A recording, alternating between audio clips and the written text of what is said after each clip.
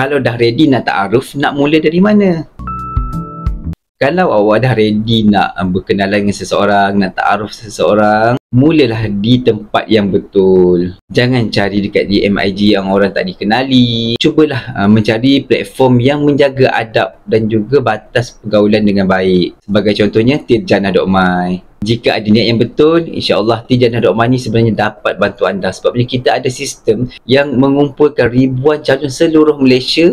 Ada pelbagai latar belakang. Kita ada sediakan panduan pematuhan syariat, peringatan penting.